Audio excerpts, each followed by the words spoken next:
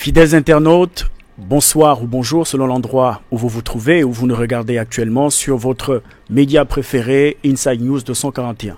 Nous sommes en direct du stade d'Angondje où se déroule depuis le 4 avril dernier le dialogue national inclusif qui réunit donc l'ensemble des Gabonais qui ont été choisis pour débattre de toutes les questions qui ont été sélectionnées par la commission mise en place par le ministère de la Réforme des institutions. C'est donc plus de 38 000 contributions qui ont été envoyées pour ce dialogue national inclusif. Et aujourd'hui, nous allons donc débattre avec l'un des commissaires de la sous-commission emploi, Monsieur Binet Mayabi Sylvain. Bonsoir. Bonsoir.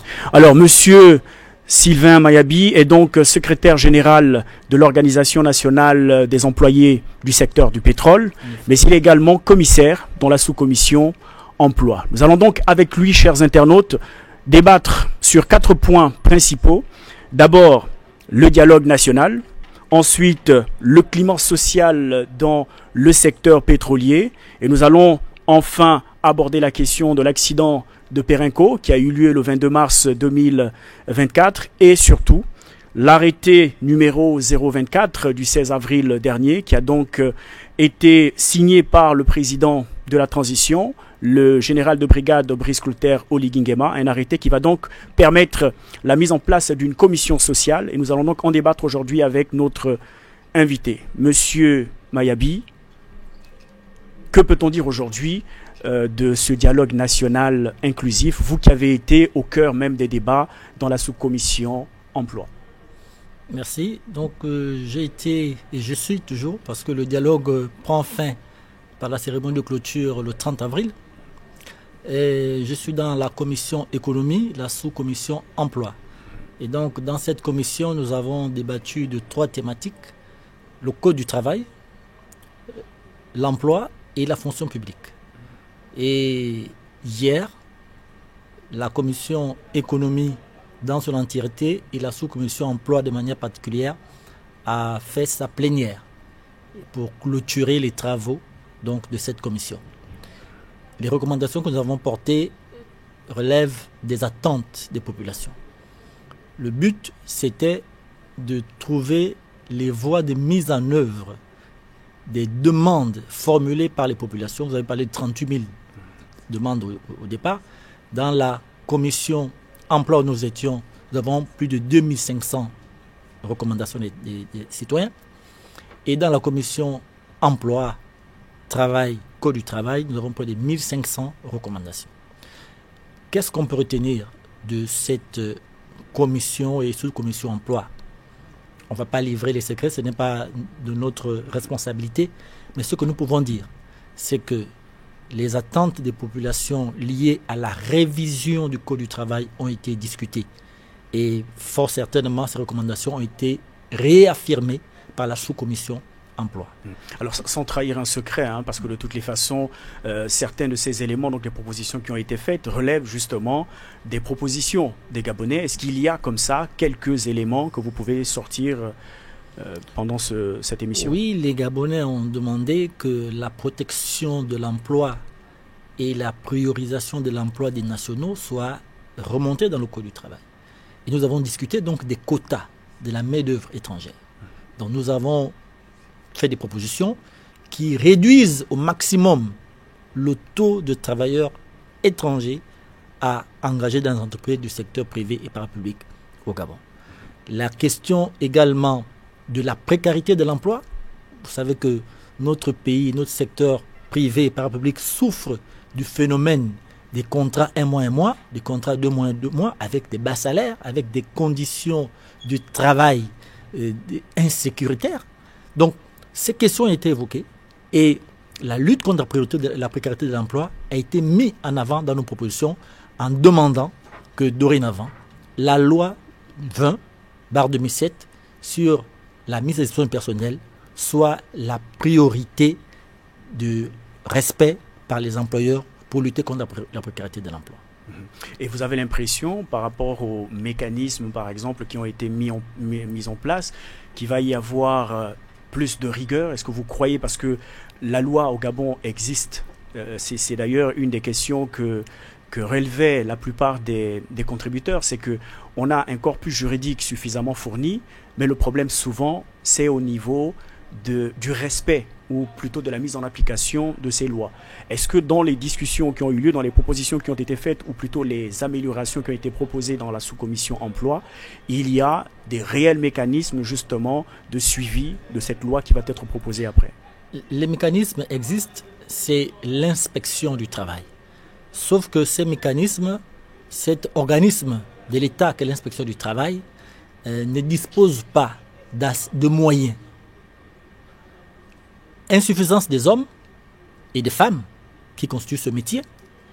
Vous avez en moyenne un inspecteur du travail pour une vingtaine d'entreprises.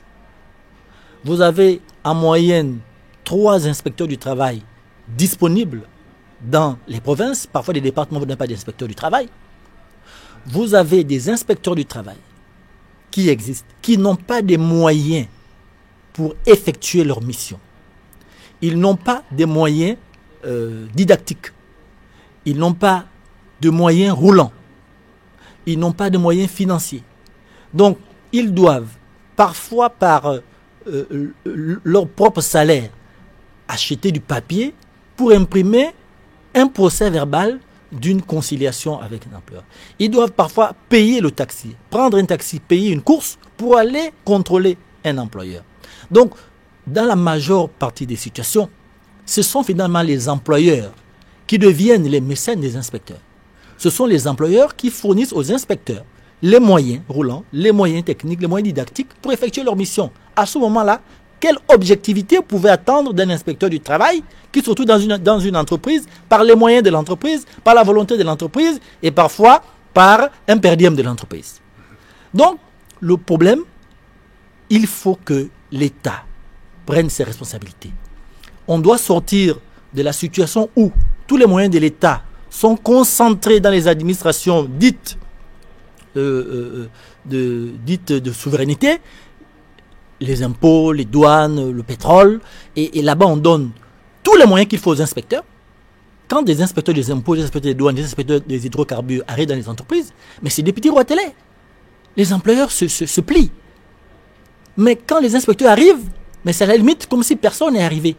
Parce que l'État n'a pas mis les moyens en termes d'autorité et les moyens en termes de capacité d'action pour que les inspecteurs jouent leur rôle.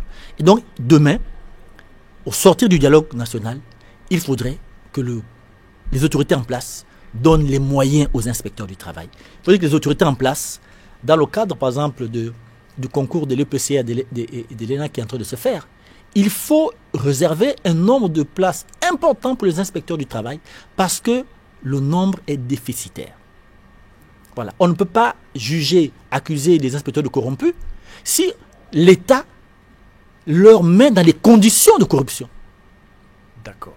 Alors, est-ce que, au-delà justement de la mise en place de mécanismes aidant les inspecteurs, il y a également une réflexion autour de l'entrepreneuriat? Parce que quand on parle d'emploi, on ne parle pas que d'accès à un poste dans une entreprise, mais on parle également de la possibilité, parce que on en parle depuis quelques mois, de la question de l'entrepreneuriat. Quels sont, sans vouloir trahir évidemment le secret des conclusions de la sous-commission, est-ce qu'il y a des éléments qu'on peut également ressortir qui soient généralistes sur l'entrepreneuriat? Naturellement, il y a des propositions qui ont été faites dans le cas de l'auto-emploi, parce que les entreprises aujourd'hui ne peuvent pas embaucher tous les chômeurs qui existent.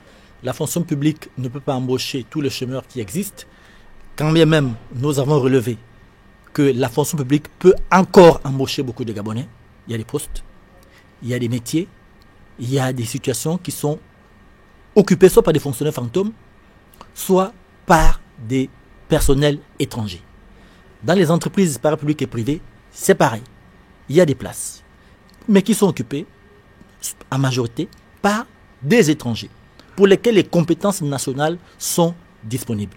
Mais quand même on aura remplacé tous ces étrangers, d'accord, on aura toujours, parce que la population jeune, elle est nombreuse et c'est la plus grande population demandeur d'emploi, on aura toujours besoin de mécanismes pour lutter contre le chômage. Et là, nous avons fait des propositions dans le cadre de l'auto-emploi, dans le cadre de l'auto-entrepreneuriat, dans le cadre des mécanismes d'accompagnement et de financement, et dans le cadre des mécanismes également de soutien des jeunes et des demandeurs d'emploi dans la phase de demande d'emploi.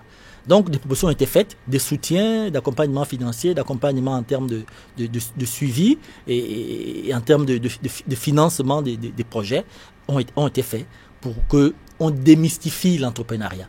Parce que malheureusement, au Gabon, depuis le banc de l'école, on nous forme pour être ingénieur, pour être technicien supérieur, pour être docteur, pour être juriste, donc arrêter pour être dans une entreprise au service de quelqu'un ou pour être dans une administration au service de l'État. D'accord? Il est important, nous avons fait ces propositions, que depuis le banc de l'école, qu'il y ait un pan entrepreneuriat qui soit introduit depuis le lycée jusqu'à l'université, parce que on peut même en tant que juriste créer son entreprise depuis l'université et se dire, quand je sors, quand j'aurai mon master 2 en droit, je n'irai pas cogner la porte du concours de telle structure de l'État, je n'irai pas cogner la porte auprès de telle entreprise, mais je peux ouvrir mon cabinet et je peux faire ceci, je peux faire cela. Et donc, c'est autant de propositions qui ont été faites pour dire il faut stimuler l'entrepreneuriat. Au-delà de mettre les moyens, parce que par le passé, des moyens ont été mis. Mais si on met des moyens dans les mains des personnes qui n'ont pas la culture de l'entrepreneuriat, parce qu'on veut juste les pousser à y aller, et on va jeter des moyens à l'eau comme on en a jeté par des projets qui ont été faits par le passé. Donc il faut créer un cadre de promotion de l'entrepreneuriat dans l'esprit, dans la conscience, dans la culture générale du Gabonais depuis l'école. D'accord. Alors nous allons passer au climat social dans le secteur pétrolier. Je crois que les Gabonais ont bien compris que des mesures ont été prises concernant l'emploi pour le Gabon de demain, parce que tout ce qui se passe aujourd'hui au niveau du dialogue national inclusif, c'est préparer justement le Gabon de demain, et on a la chance d'avoir justement des syndicalistes dans la plupart des sous-commissions qui travaillent donc d'arrache-pied pour que le Gabonais puisse, autant que faire se peut, avoir à l'esprit que ces propositions ont non seulement été entendues, mais qu'à côté de ça, elles vont certainement être prises en compte et permettre à ce que le Gabon de demain soit différent de celui d'avant le 30 août 2023. Alors, pour revenir sur le climat social aujourd'hui dans le secteur pétrolier, quel état de lieu on peut faire depuis justement le 30 août 2023? Oui, je vais revenir. Le Gabon de demain, c'est après le dialogue. Hein. Il faut que les Gabonais sachent, les Gabonais comprennent que nous n'allons pas attendre 2025 pour que les décisions du dialogue commencent à être implémentées. Il y a des décisions, et c'est la parole du président de la République, et nous allons tous veiller à ce que ce soit mis en œuvre. Il y a des décisions qui vont être implémentées immédiatement au sorti du dialogue. Parce que autant de décisions qui ont été prises, il y a des décisions immédiates, décisions à court terme, à moyen terme et à long terme. Donc, lorsqu'on dit le Gabon de demain, ce n'est pas en 2050. Le Gabon de demain, il faut que les Gabonais le comprennent. Nous ne sommes pas venus ici au dialogue pour faire les mêmes dialogues que Bongo PDG pendant des années où rien ne se faisait par la suite. Nous sommes venus à un dialogue où, dès le mois de juillet, dès le mois d'août, septembre, octobre, novembre, décembre, nous allons voir la matérialisation des effets de ce dialogue. En tout cas, les journalistes seront là pour le rappeler au CTR. Donc, c'est important. Et c'est aussi pour attirer l'attention du CTRI. Pour dire que les Gabonais n'attendent pas 2050. Les Gabonais attendent qu'au sortir d'ici, des actions soient mises en œuvre, soient implémentées pour qu'ils voient les fruits de leurs propositions, de la matérialisation et l'acceptation de leurs propositions. Parfait. Parlant du secteur pétrolier, oui, le climat social est délétère de ce secteur pétrolier. Il est délétère, c'est-à-dire qu'il est amer, c'est-à-dire qu'il est trouble. Les conflits sont légion, manifestes. Et qu'est-ce qui peut expliquer cela? N'eût été la responsabilité de l'ONEP en tant que syndicat majoritaire de ce secteur, on aurait enregistré plus d'une vingtaine de grèves aujourd'hui dans le secteur pétrolier. Ce qui l'explique, c'est que les employeurs du secteur pétrolier, nonobstant l'événement du 30 août, sont encore dans le paradigme d'avant le 30 août. C'est-à-dire dans une situation où ils étaient des rois télé. Le tout pouvoir leur a été donné par Ali Bongo et ses sbires. Tout pouvoir, je dis bien tout pouvoir leur avait été donné. Donc du coup, les lois, les règlements, les droits des travailleurs, ils appliquaient ce qu'ils voulaient quand ils le voulaient. On arrive au 30 août, les Gabonais retrouvent l'espoir de ce que leurs droits peuvent être compris et appliqués. Les employeurs continuent de faire dos rond et ne pas respecter la volonté de la loi. Et du coup, les préavis de grève sont déposés. On va même jusqu'à chez l'inspecteur du travail, mais il n'y a pas de solution. D'accord? L'ONEP a saisi les plus hautes autorités, on a saisi les ministres, on n'a toujours pas de solution je suppose qu'il n'y a le pas mois de novembre. solution parce que, comme vous le disiez, des mécanismes n'ont pas été mis en place pour que les inspecteurs du travail soient libres de faire leur travail correctement. Non, après le 30 août, on ne peut plus parler des mécanismes. Après le 30 août, en principe, toutes les autorités qui sont sous l'autorité du CTRI devraient avoir la même dynamique, la même volonté et la même autorité que le CDRI pour accomplir la volonté des populations, pour accomplir les lois. Après, peut-être qu'il faut le dire aussi, il y a certaines de nos autorités qui, elles aussi, n'ont pas encore réalisé que nous sommes dans un nouveau Gabon. Il y a certains inspecteurs, certains ministres qui n'ont pas encore compris que nous sommes dans un nouveau Gabon, qui pensent qu'il faut toujours avoir peur d'un employeur parce qu'on risque de perdre son poste de travail plus haut niveau si on n'est pas d'accord avec l'employeur, qui pensent qu'il faut réfléchir à 2 fois avant d'appliquer la loi. C'est malheureusement ça la réalité. Il faut se le dire.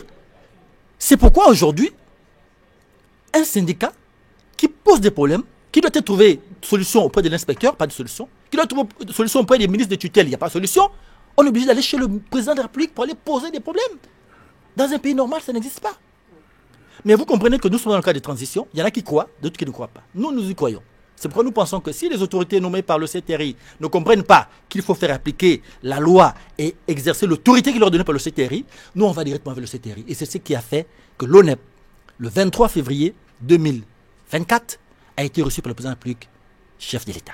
Nous allons justement présenter en parler. Donc, les problèmes nombreux de ce secteur pétrolier, qui est le secteur qui pourvoit à majorité du budget du Gabon. Parfait. Alors, il y a quelques semaines, donc le 22 mars dernier, un accident a eu lieu sur l'une des plateformes de Perenco Gas and Oil Gabon, donc une entreprise pétrolière établie à Port-Gentil. Il y a eu, je crois, 5 morts et 1 disparu. L'ONEP a justement réagi à cet accident parce que derrière la communication de Perenco, l'Organisation nationale des employés du secteur du pétrole estimait qu'il y avait évidemment un certain nombre de choses à reprocher justement à l'entreprise. Est-ce que vous pouvez revenir sur cet événement? Oui, il y a un dramatique événement qui a eu lieu le 20 mars. C'était exactement le 20 mars, c'était un jeudi 20 mars. Il y a eu une explosion autour d'un puits de pétrole sur la plateforme Bekuna du site Tchatamba de Perenco Oil and Gas Gabon. Et il y a eu 6 vies qui ont été perdues. 6 vies qui ont été perdues. Un expatrié qui était le superviseur de l'opération Workover qui s'éteignait et 5 compatriotes. Donc un Camerounais et 4 Gabonais. Ils ont perdu la vie. 3 d'entre eux, sinon 4 d'entre eux ont été calcinés. C'est calciné, d'accord? C'est un accident. C'est un accident, mais ce n'est pas une catastrophe naturelle. Vous voyez la différence entre un accident et une catastrophe naturelle? C'est qu'une catastrophe naturelle, personne ne peut la prévoir et personne ne peut l'éviter. Mais un accident, on le prévient et on peut l'éviter si les dispositions préventives sont mises en œuvre. Ou si, au moment où il survient, des mesures pour lutter contre l'incident ou l'action qui se fait sont mises en œuvre. Il se trouve malheureusement que chez Perenco, c'est l'esclavagisation des travailleurs. Chez Perenco, les gens sont embauchés, ils sont mis sous des contrats dits de sous-traitance, des contrats de 1 mois, 1 mois, en passant par plusieurs employeurs, et ils ont pour mission de produire les barils de Perenco. Celui qui constate des conditions de sécurité non réunies, des procédures qui ne sont pas respectées et qui veut rechigner, il prend le risque de ne plus revenir sur ce chantier-là le mois d'après.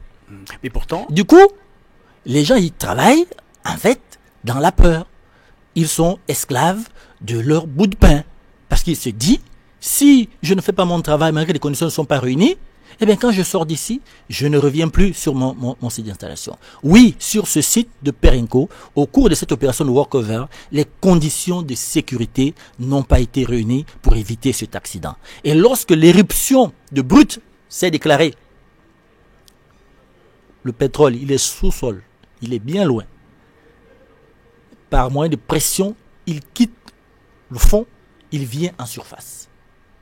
Et ce qui s'est passé, c'est qu'il y avait des mesures de sécurisation de ce puits qui n'ont pas été décidées par les personnes qui auraient dû les décider. Pourtant, Perenco, dans un communiqué, disait le contraire, disait que des mesures avaient été prises par l'entreprise et que malheureusement, elle s'est certainement laissée déborder par l'ampleur de l'incident, de la catastrophe. De toutes les façons, il y a une enquête qui a été diligentée une enquête technique qui a été diligentée par le ministère du Pétrole.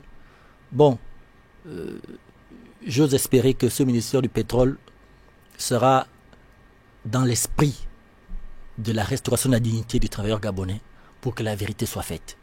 Il y a une autre enquête qui a été diligentée, cette fois-ci au pénal, qui a été diligentée par le procureur de la République. J'ose espérer que ce procureur de la République aura l'esprit du nouveau Gabon pour que la vérité soit faite. Est-ce que les partenaires sociaux ont été justement impliqués dans ces enquêtes ou pas du tout? Les partenaires sociaux n'ont pas été impliqués. Perenco n'a pas impliqué. Perenco, ou en son sein l'ONEP, le syndicat le plus représentatif, Perenco n'a jamais associé l'ONEP. Les autorités sont parties rendre visite à Perenco pour savoir ce qui se passe. Ils ne se sont pas fait accompagner du syndicat majoritaire au sein de Perenco et au sein du secteur pétrolier qu'est l'ONEP. Et ce syndicat qui dénonce les actions, les malversations, les manigances, les esclavagismes à Perenco. Vous voyez, en fait, on a l'impression que c'est un jeu de dupes. Hein? Les autorités vont parler avec le bourreau, et celui qui dénonce au grand jour les manigances du bourreau, on le met à l'écart et on va écouter les vérités ou les mensonges du bourreau et on vient les balancer à la télévision en disant que voici ce qui s'est passé à Perenco. C'est dommage parce qu'en fait il y a une réalité, c'est qu'on ne veut pas que la vérité soit sue et la vérité soit connue. Peu importe, la vérité tôt ou tard connaîtra toujours son épilogue. Nous avons l'impression que les autorités ne sont pas franches, que les autorités ne jouent pas franc jeu, que les autorités veulent protéger Perenco. Il faut l'avouer, Perenco est le plus gros producteur de ce pays. Perenco participe pour beaucoup au fonctionnement des activités du gouvernement, des projets, ainsi de suite dans ce pays. Perenco influence les autorités dans ce pays. Donc ça, c'était la réalité. C'était la réalité avec le pouvoir sortant. Nous nous posons la question de savoir est-ce que le pouvoir d'aujourd'hui continue de laisser Perenco régner à maître ancien dans le secteur pétrolier ou les choses vont changer? La question est posée et en même temps, je voulais savoir si depuis cet accident, Perenco n'a pas justement invité des membres de l'ONEP, en tout cas au moins le secrétaire général que vous êtes, à une discussion ou à vous impliquer justement dans tout ce qui est en train de se faire depuis cet accident. Non, Perenco ne connaît pas ce qu'on appelle le dialogue social. Perenco, c'est des esclavagistes, je vous dis. Ils ne connaissent pas ce qu'on appelle le dialogue social. Le dialogue social, pour eux, ils ne connaissent pas. Donc, ils pensent qu'ils font les choses comme ils veulent et ils rendent compte simplement à l'administration, aux autorités. Les autorités aussi ne connaissent pas ce qu'on appelle le dialogue social. Je préfère le dire. Parce que le dialogue social, il est tripartite. Quand un gouvernement se déplace face à une situation qui engage deux parties, un employeur et des travailleurs qui se plaignent, un gouvernement se déplace et il va uniquement rencontrer l'employeur sans les représentants des travailleurs, ce qu'ils ont une ignorance de ce qu'on appelle le dialogue social. Et d'ailleurs, même les autorités... Il y a une volonté manifeste d'exclure une partie importante du dialogue social. Donc, si vous avez un dialogue social tripartite, que vous excluez une partie, ce n'est plus le dialogue social. Ça devient une relation amicale entre un gouvernement et un employeur.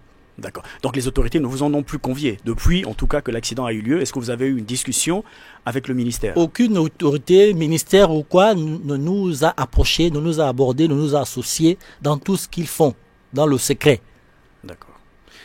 Alors, fidèles internautes, pour ceux qui nous rejoignent à peine, je rappelle donc que nous sommes en présence de Monsieur Sylvain Mayabi Binet, qui est le secrétaire général de l'Organisation nationale des employés du secteur pétrolier, mais en même temps commissaire dans la sous-commission emploi au dialogue national inclusif qui se déroule ici au stade d'Angonje depuis le 4 avril dernier et qui s'achèvera la semaine prochaine, donc le 30 avril 2024. Soyez donc très attentifs avec ce qui va suivre parce que nous allons maintenant aborder la question de l'arrêté numéro 024 signé le 16 avril par le président de la transition. Alors nous allons en parler avec vous, cet arrêté qui porte justement sur la création, l'attribution et surtout l'organisation de la commission pour le dialogue social dans le secteur des hydrocarbures. Pouvez-vous nous en parler? De quoi s'agit-il? Comme je vous l'expliquais, pendant plus de 4 mois, les travailleurs du secteur pétrolier ont crié ont crié. Des menaces de grève ont été indiquées. Ça n'a pas trouvé l'écho de l'administration. Et ça n'a pas stoppé l'élan machiavélique des employeurs du secteur pétrolier. D'accord? Et gloire soit rendue à Dieu que nos cris ont été écoutés du côté de la présidence. Et le 23 février, le président nous a reçus. Et nous avons exposé la situation au président en disant que nous avons soit il prend les choses en main, soit le secteur s'embrase. Et le président a décidé de prendre les choses en main. Et le 23 février, il avait fait la promesse à l'ONEP de mettre en place une commission technique dirigée par ses services qui va analyser toutes les problématiques et tous les problèmes posés par les travailleurs, notamment la précarité de l'emploi, qui devient une pratique, quand même elle est illégale, notamment les licenciements arbitraires et abusifs qui se font, et toutes les autres questions liées aux 20 préavis de grève déposés par l'ONEP sur la table des emplois du secteur pétrolier. Nous avons entendu, depuis le 23 février, que cette décision du président se matérialise. Et fort heureusement, et bien heureusement, le 16 mars, il l'a matérialisé par cet arrêté, numéro 024. Et cet arrêté, aujourd'hui, les travailleurs du secteur pétrolier sont heureux de savoir qu'il est signé du président public. Les travailleurs du secteur pétrolier attendent que les travaux de cette commission débutent le plus rapidement possible. Parce que la patience a été longue. Et maintenant que le président a parlé par écrit, il n'y a plus de raison que les collaborateurs du président public retardent la mise en œuvre de la volonté et l'addition du président public. Alors, un petit fait que l'on constate dans cet arrêté, c'est dans la composition justement du bureau, si on peut dire, de cette commission. Nous ne voyons justement pas la présence des partenaires sociaux. Est-ce que vous avez fait ce constat ou pas? Oui, on a fait ce constat, mais ce qu'il faut comprendre, c'est que ce n'est pas une commission tripartite. D'accord? Ce n'est pas une commission tripartite. Elle ne va pas travailler comme nous avons travaillé ici au dialogue. Voilà. Elle ne va pas travailler sans nous. C'est-à-dire que nous allons passer. Parce que c'est nous qui avons posé des problèmes. Nous allons passer devant cette commission. C'est un peu comme une commission d'arbitrage. Nous allons passer devant cette commission. Nous avons des griefs qu'on reproche à Perenco. Perenco et nous serons convoqués devant cette commission. Et nous, ce n'est pas la seule entreprise. Et nous, Perenco, on dit qu'il y en a 20. Perenco et tous ses sous-traitants, il y en a moins 7. Il y a Assala et ses sous-traitants. Il y a Morel Prom et ses sous-traitants. Il y a Adax. Bon, ils ont fermé les activités, mais il y a leurs sous-traitants. Donc, il y a autant d'entreprises qui seront convoquées devant cette commission. Et donc, les problèmes seront posés et cette commission va être un peu comme une commission d'arbitre qui va dire ça c'est la loi, ça s'applique, ça c'est la négociation, trouver une solution. Et voilà.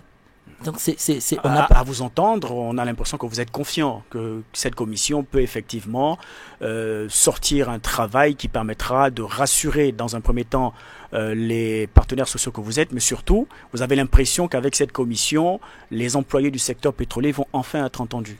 C'est comme une impression que l'on... Non, mais ce n'est pas une impression. Soit on a confiance au président, soit on n'a pas confiance au président. C'est une certitude. Parce que le président nous a dit des choses le 23 février. Il nous a dit des choses. Les membres de cette commission, notamment le président de cette commission, étaient à cette rencontre du 23 février. Ce que le président a dit, il l'a entendu, nous aussi nous l'avons entendu. Et donc il s'agit aujourd'hui de mettre fin à la précarité de l'emploi dans le secteur pétrolier. Et partant dans tout le Gabon. C'est le véritable mal qui mine les travailleurs du secteur pétrolier et les travailleurs du secteur privé, la précarité de l'emploi. Le président a été clair au cours de cette réunion. Il a dit ça là, c'est de l'esclavagisme, il faut arrêter ça.